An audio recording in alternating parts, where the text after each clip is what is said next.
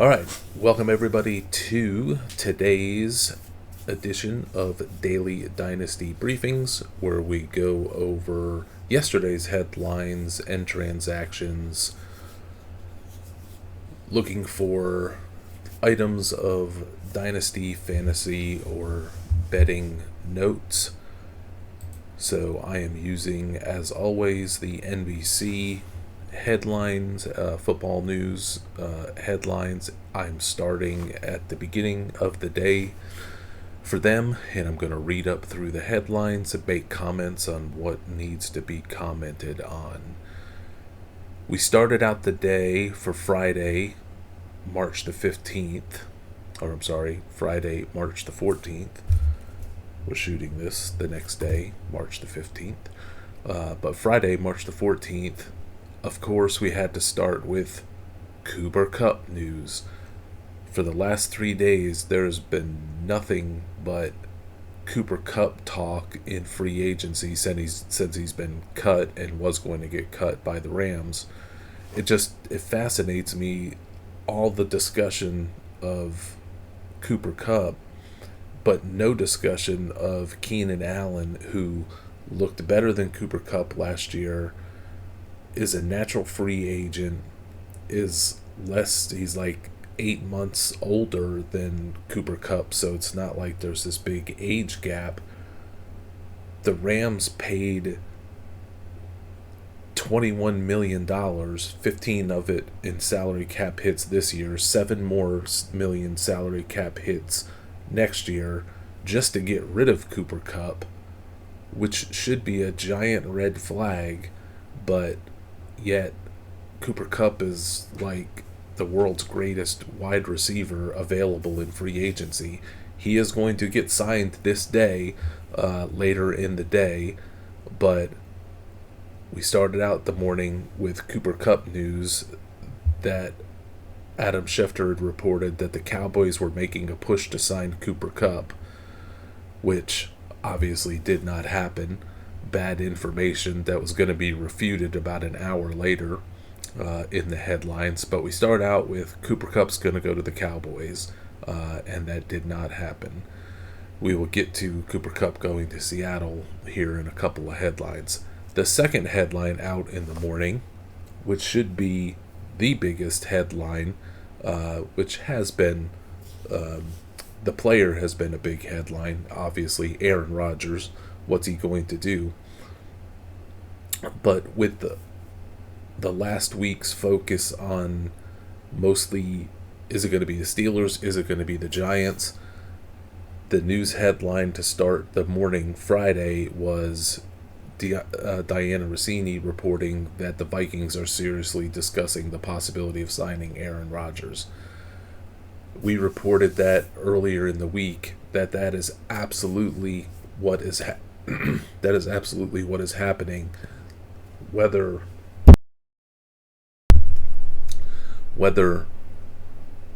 the Vikings pull the trigger on it is really what this is down to, and Aaron Rodgers has to be comfortable with the situation that he's going into.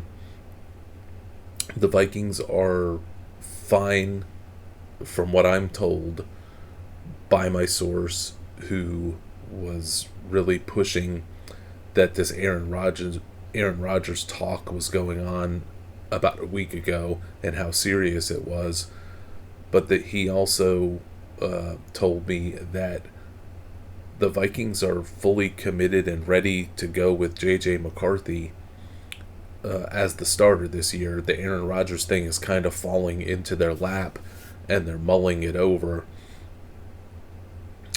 They have to be comfortable that Rodgers is going to attend what he needs to attend to in the preseason and the training camps. Rodgers has to be comfortable with all of the new restrictions and learning the offense and all that. I think this week there's been meetings with ownership of Minnesota. There's a lot going on behind the scenes of Aaron Rodgers to Minnesota. The Giants and Steelers are fallback positions that I don't even know that Aaron Rodgers will pull the trigger on if the Minnesota thing doesn't work out. But that Aaron Rodgers to Minnesota story that we got into earlier this week has now really started to pick up steam. The mainstream is still more talking Steelers and Giants. Why doesn't Aaron Rodgers just make a choice already? It's because he's got the Vikings thing that he really wants.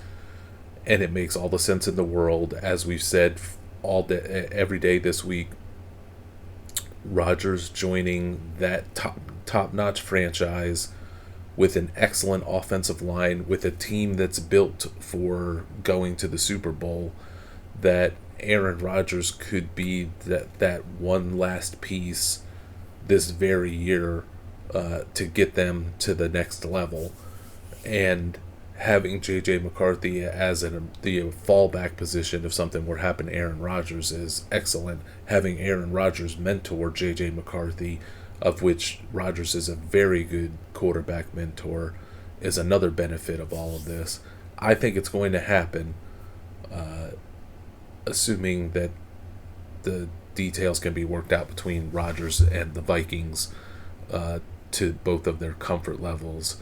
And I think it's going to be quite a shock to the system, quite a shock to the Giants and the Steelers, who are going to suddenly be without quarterbacks. The Giants are going to have to press and pay for Russell Wilson, and the Steelers, like I said all week, they're going to wind up with Jameis Winston and drafting a quarterback as their plan.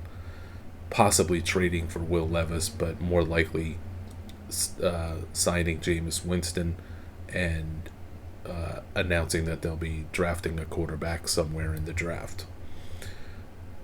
The next news headline was 45 minutes after the first headline about Cooper Kupp that Adam Schefter then reported that they're not the Cowboys are not considered a landing spot for Cooper Kupp. So I don't know what happened within an hour time span, but and it's sources you can get information. I know very well you can get information from people, and that may be true, maybe they're reaching, and then an hour later you get conflicting better information. So Cooper Kupp not going to Dallas, which we know was going to be not true in a couple of hours. Other headlines, then we get into regular headlines of minor moves of the day. Rondale Moore visiting the Vikings. He ultimately signed with the Vikings. Rondale Moore's never come into full fruition in the NFL. He's had some moments. He's been hurt the last year when he was with the Falcons last year. Never played it down for them in the regular season. I don't know that he'd make the Vikings roster, but it's something to look at. Christian Kirk restructured his contract. Bailey Zappi signed with the Chiefs. That's just a quarterback depth for the offseason. Zappi likely will not make the team. He'll probably be on the practice squad. Tim Patrick re-signs with the Lions for up to $4 million. I don't get it. I mean, Tim Patrick is fine, but it looked like he was breaking down as the season went on. He's getting up there in age, has had multiple ACLs in 2022 and 2022 ACL. I think it's 2023 Achilles. So I don't know how much juice Tim Patrick has left, but he's back with the Lions.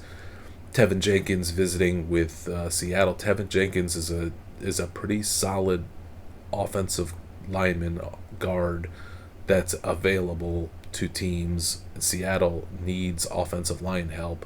I'm surprised Tevin Jenkins has lasted this long in free agency, but he's visiting with Seattle. That means he'll probably sign there. Seattle's desperate for more offensive line help. The Vikings signed Eric Wilson of the Packers. That's important for the NFL, not necessarily for fantasy football. Eric Wilson is a solid guy to have on the roster. He even bumped Quay Walker from the starting lineup for a stretch for Green Bay last year. So Minnesota, where Eric Wilson has played before, noticed that, I'm sure, in division, and made it just a nice guy. It's just a smart depth move as the Vikings continue to really, them and the Bears continue to be the winner of free agency and the offseason. Bears made a couple of trades with their free agent signings. Minnesota's been more killing it with the free agent signings. Dane Jackson, the former Panther, but really former Bill originally, goes back to the Bills. That's not a big deal. Dallas Goedert trade talks. Talking with somebody close, that I consider close to the Philadelphia situations, Dallas Goedert is definitely getting traded, and you're going to see evidence of that as we get into the headlines for the rest of the day, and we'll talk about all the moves that Philadelphia is making at tight end ahead of the Dallas Goedert trade that's getting set to happen. The leading contender, I am told, for Dallas Goedert to be traded to is going to be the Indianapolis Colts. It's an easy trade. Shane Steichen used to be on the Eagles staff. The Colts have had terrible run of tight ends the last couple of years. This fixes the Colts tight end issue for the moment, gets the Eagles out of this salary cap and onto the future. I'm sure that the Eagles will draft a tight end. This is a draft to get a tight end, but the Eagles are also getting some veteran tight ends behind or on the roster to let the rookie, whoever it is that they draft, develop. So Dallas Goedert is all but gone. The question is where. Most likely it's going to be the Colts. Another headline from the Eagles that they're trading, or they're looking to trade Bryce Huff. Bryce Huff had like a month stretch where he got some sacks, and then all of a sudden everybody's trying to shove him $50 million contracts to play football for them.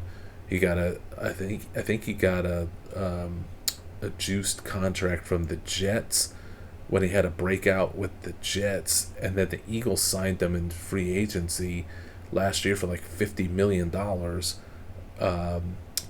2023, and he has been woefully underproductive and a waste of money, like most of these expensive edge rushers are.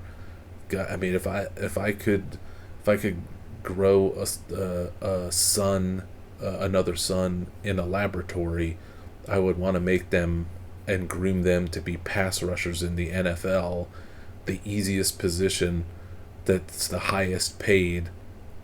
All you have to do is get on the edge and just go after the quarterback, let a bunch of stuff otherwise go right by you. You just try to fight the offensive tackle, and if you can get a couple of sacks, you too can make $50 million in the NFL.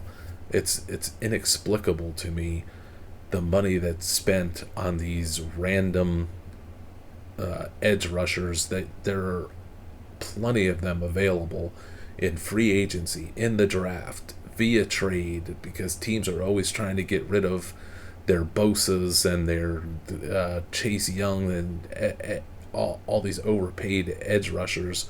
They're always trying to get rid of them a year after they already signed them. But then they'll be right back again the next year, signing the Bryce Huffs and the Hassan Reddicks. And I think every day I will probably go off on edge rushers. Next headline, Chiefs re-signed Kareem Hunt. I can't believe I wrote about this in my morning notes on FFM this morning. Kareem Hunt, $1.5 million contract for what was one of the probably 20 best starting running backs from last season. Just walked in off the streets. Nobody wanted him. The Chiefs took on a bunch of running back injuries and desperately reached out to Kareem Hunt, and then he just waltzes in, and 2 weeks later he's a notable starting running back, effective starting running back in the NFL. And then when Pacheco came back and didn't look good, Hunt just took the job back over, and Kareem Hunt was the lead running back that helped Kansas City get to the Super Bowl. All of that gets you a 1 year, $1.5 million contract, less than what Kenneth Gainwell got from the Steelers. I put a list of all of the running backs who signed a 1 year contracts in free agency this year. You would be shocked to see, if you haven't seen that list already on our site. You'll be shocked to see the running backs, who's got paid, who's the highest paid, and it's not. Najee Harris is technically not the highest paid free agent running back.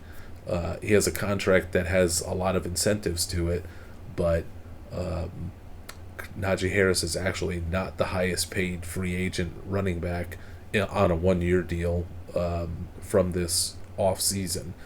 It should be Kareem Hunt as the highest paid, but he's actually one of the lowest paid. This is almost like a minimum, league minimum contract, and he will be the starting running back for the Chiefs, the co-starting running back with Isaiah Pacheco.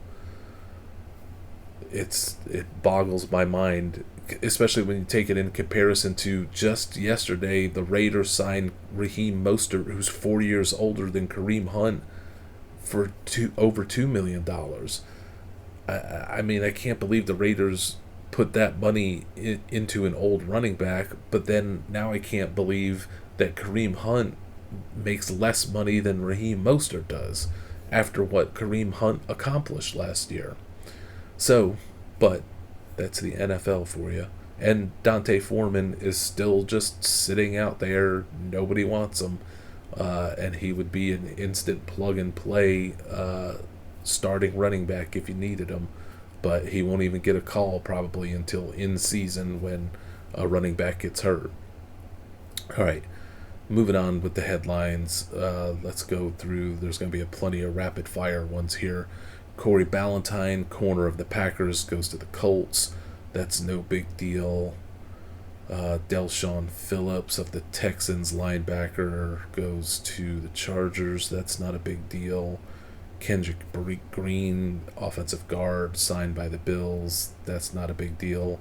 Formerly of the Texans, formerly of the terrible Texans offensive line of last year. Cody White, wide receiver, re-signs with the Seahawks. He's a nice depth wide receiver, but nothing for fantasy. Jerry Tillery goes from the Vikings to the Chiefs. Tillery's never really lived up to his billing from when he got initially drafted, but he's not bad. That's not a terrible move. He had a decent year with the Vikings last year, if I remember correctly. Eagles signed Avery Williams to a 1 year contract. He's just a special teamer, return man. Britton Covey's going to be gone, so Avery Williams going to get a shot to be that guy. Marcus Epps always seems to find a place with former Patriots executives and coaches and general managers. So now Epps is going from the Raiders to the Patriots this year. But he's coming off an ACL. But he's expected to be back for the season start. So it's a more depth for the Patriots, who've suddenly signed themselves a sneaky turnkey defense, filling in the holes that they had from last year through free agency and trades this year. So Patriots defense is not going to be bad. I'm seeing a lot of people predicting the Patriots to be second place in the AFC East, and at first when I heard that, I was like, man, no way. But then you really look at that division and you're like, well, the Jets aren't going to be a contender, and the Dolphins to me are one of the fakest teams out there. So potentially by default, it's going to have to be the Patriots finishing second in that division. They might be like 6-11 and finish second, but they're likely going to be second place. In more, I can't believe this edge rushing contract news. The Dallas Cowboys, who need money for Micah Parsons, go out and sign Dante Fowler for what's being displayed as an $8 million contract. How the Dallas Cowboys need a lot of things. They especially need a running back, and then they go out and they waste money on Javonte Williams. They waste money on Miles Sanders. They could have gotten Kareem Hunt, who could have been a day one starter for them for less money.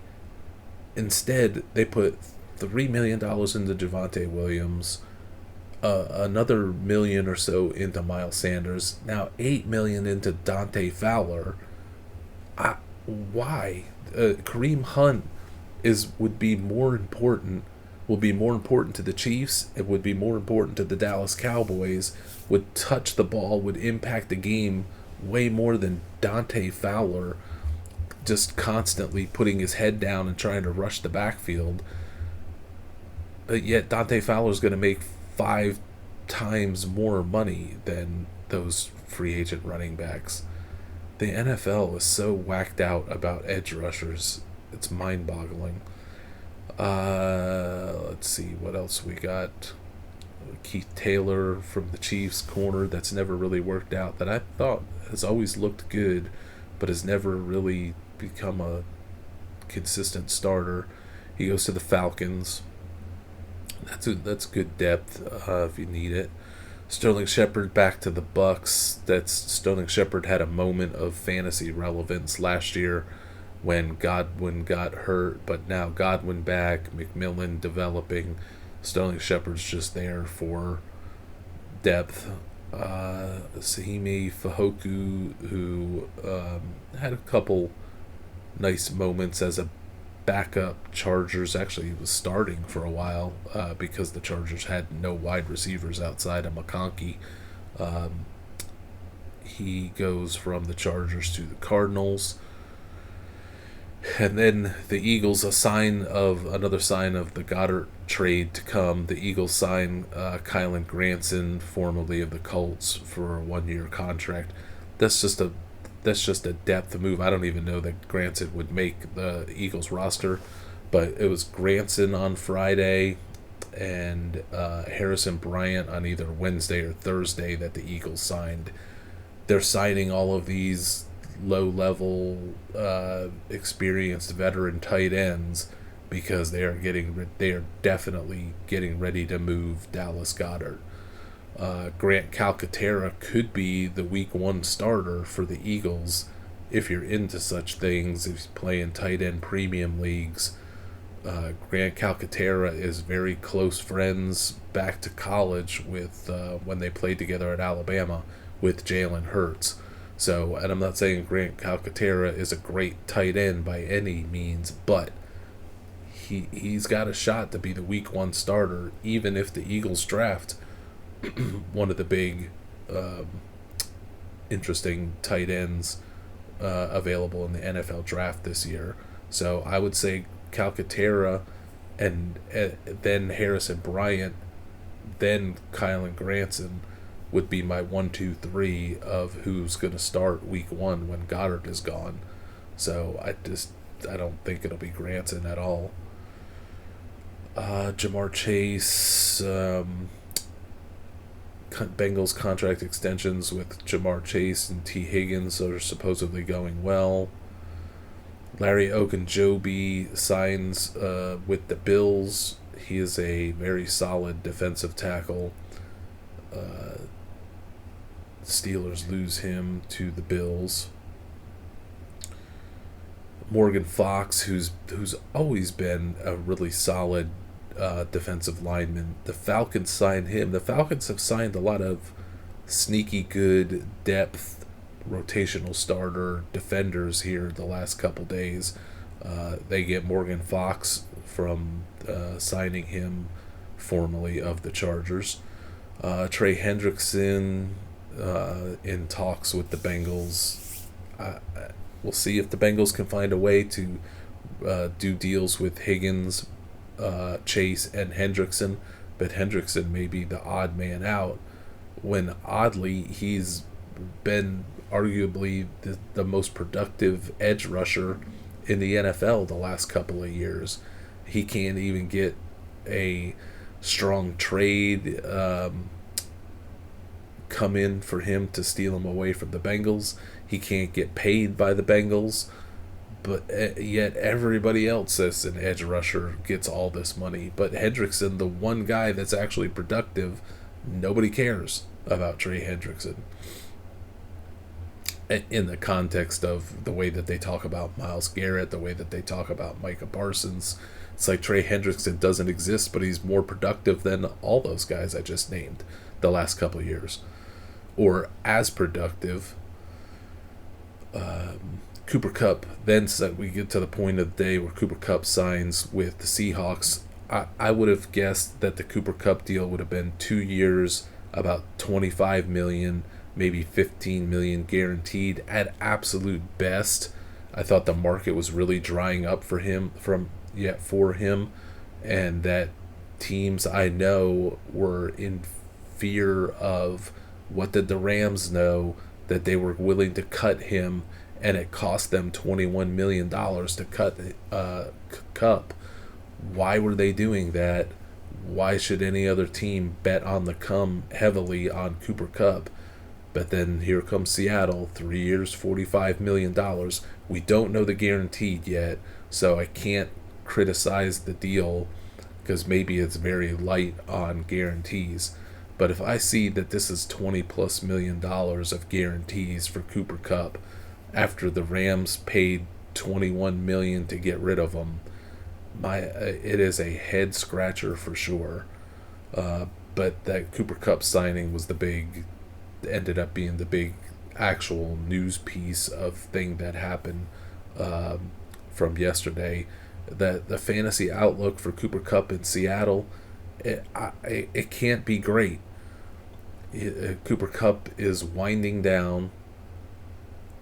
You got an offense that's wanting to be a run-heavy offense with Clint Kubiak as offensive coordinator. Darnold may prefer Cooper Kupp. He may prefer Jackson Smith and Jigba.